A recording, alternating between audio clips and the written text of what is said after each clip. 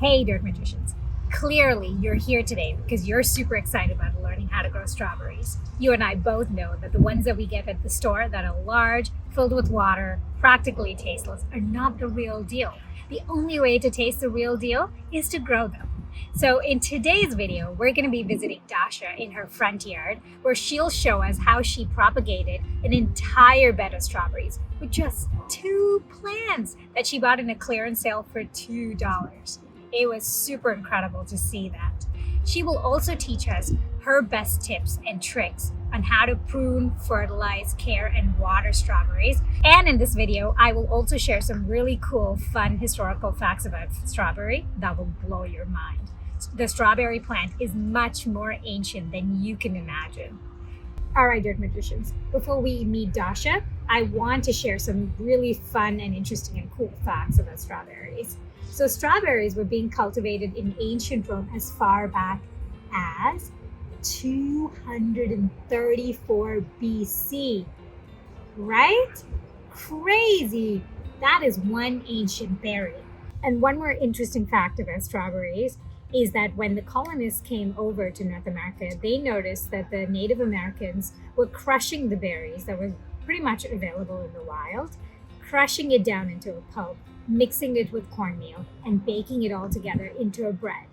And that became the inspiration for one of the most delicious desserts that are made with strawberry shortcake.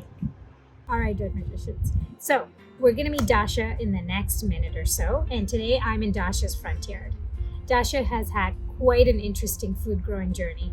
She grew up as an only child on a homestead where both her parents, her mother and her father, were growing a lot of their own food, preserving and canning it. And once she left her homestead to go into the big city for an education and to pursue a career, she decided that she was going to continue growing food, even in very tiny spaces. So she continued to grow in containers, on patios, in balconies, any space that she could find. And then once she bought this home, she turned her backyard and her front yard into a permaculture vegetable garden. And in 2021, Dasia also went to farm school, where she basically learned how to do small-scale vegetable farming because she really believes in the power of food sovereignty. So you really are learning from the best. And personally, I can't wait to learn everything possible about growing strawberries from Dasia. Wow, Dee, thanks for the introduction. Wow, I always try to stay humble, but that was something. Well, today I'm going to talk about strawberries and just how simple and delicious they are. As far as the strawberries are concerned, the most rewarding, I would say, in the early spring is to see the little white flowers or sometimes pink flowers, having the bumblebees coming around and knowing that they're providing food for the bees.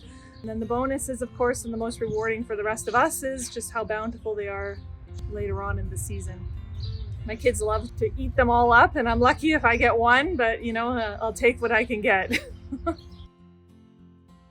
Okay, I'm going to show you one of my largest raised beds here for strawberries. Get a little bit of background, a little bit of history about this. I literally purchased my first strawberry plant in a clearance section in a garden store. I paid 75 cents for it. Put it in the season.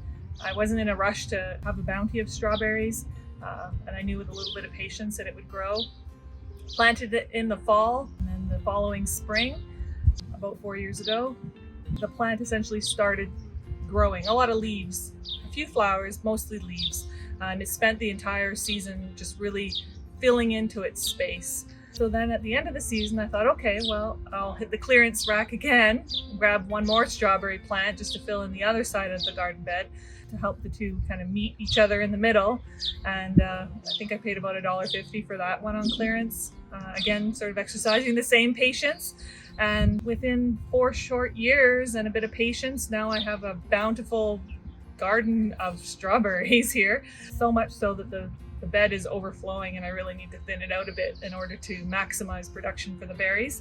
But overall, I mean, it was affordable, it was very easy, low maintenance, and just with a little bit of patience and you'll have an abundance of strawberries. So the types of strawberries that I have cultivated here, this is called a pine berry. It's actually a white strawberry. You'll notice that are fully ripened and ready to eat. They have these slight pink seeds and then the berry primarily is white. Very, very sweet. Almost the taste of a strawberry and a pineapple combined. As mentioned from the raised bed strawberry patch that's overflowing and bountiful, I've been taking the runners off of the strawberries and just clipping and literally planting the runners directly into my garden bed wherever I need ground cover. In permaculture, the important thing about ground cover is that it protects the soil from erosion, from the sun, the wind, the rain. And what better than to have an edible ground cover? Really can't get much better than that.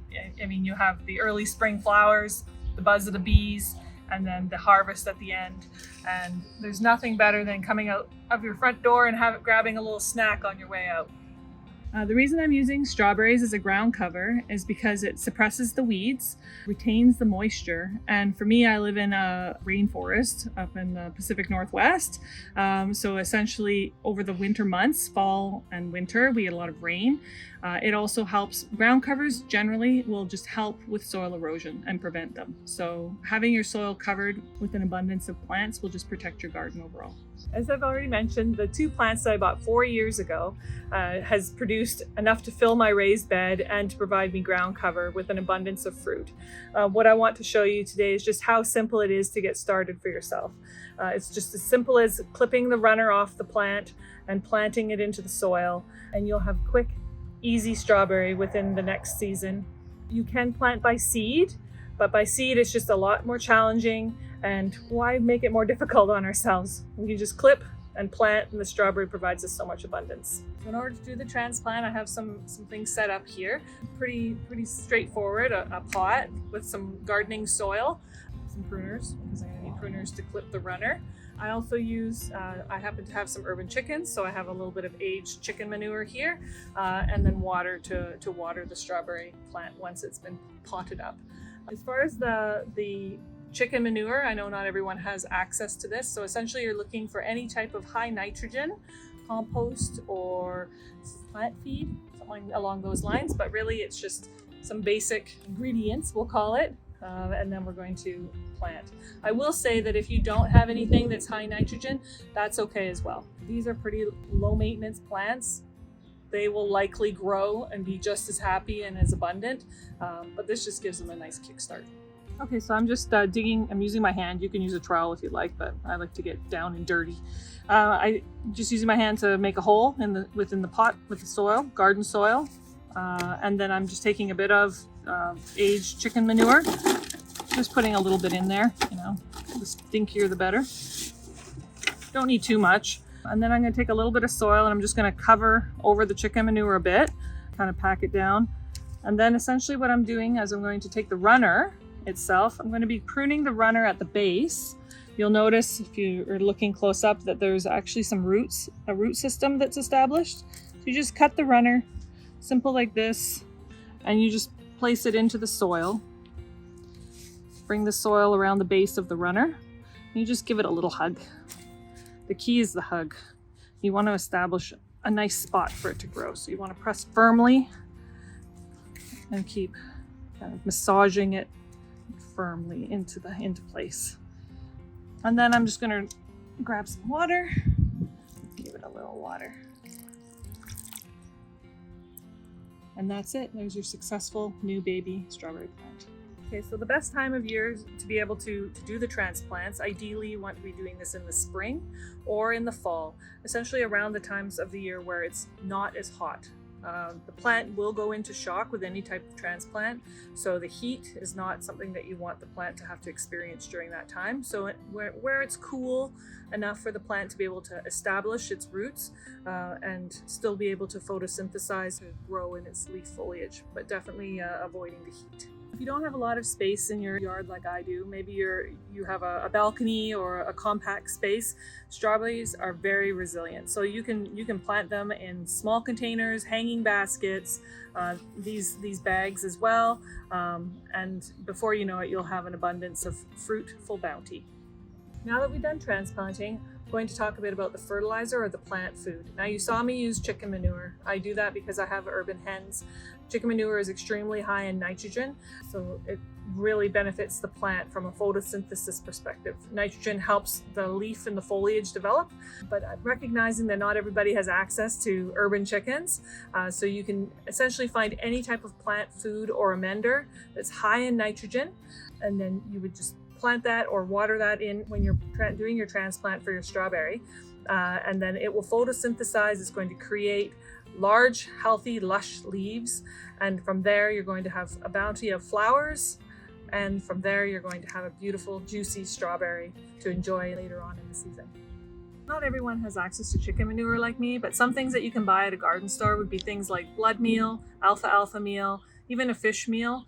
All of those are going to result in healthy strawberry plants, which is going to yield a juicy, delicious strawberry. Just remember, the higher the nitrogen, the juicier strawberry. All right, Dirt Magicians, the last thing that you need to remember is that strawberries love water. So general rule of thumb is high water content fruit needs lots of water. So if you're wanting to enjoy a delicious, bountiful strawberry, important to give them lots of water and they'll reciprocate. So keep your strawberries well hydrated and they will give you tons of sweet and juicy berries.